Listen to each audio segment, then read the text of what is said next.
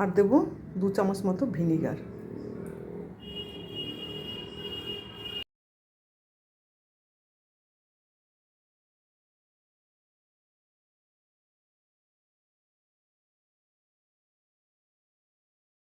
ঝাল ঝাল ঝাল টক টক আমের আচার তৈরি করছি। ভেজে রাখা মশলার গুঁড়ো দিয়ে দিলাম,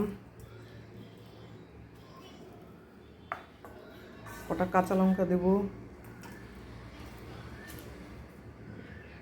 মশলা আমের কাঁচা লঙ্কাটা খেতে হেভি লাগে কিন্তু। নুন,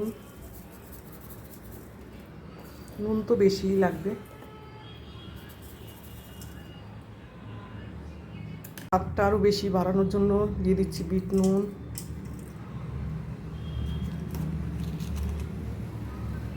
হলুদের গুঁড়ো, শুকনো লঙ্কার গুঁড়ো,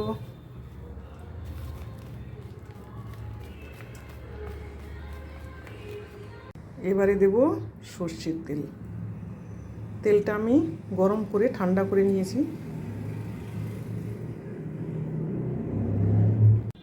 আর দেব 2 চামচ মতো ভিনিগার।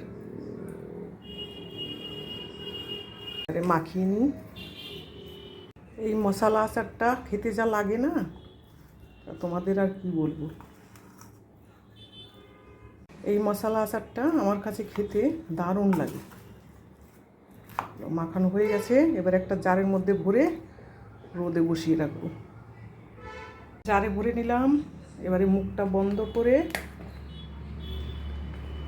রোদে বসিয়ে রাখতে হবে। আম আচার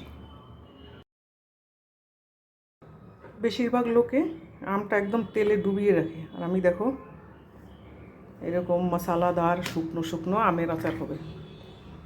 বেশি তেল দিলে আমার ঘরে খাওয়া হয় না, শেষে তেলটা ফেল না যায়, সেই জন্য বেশি তেল দিলাম না।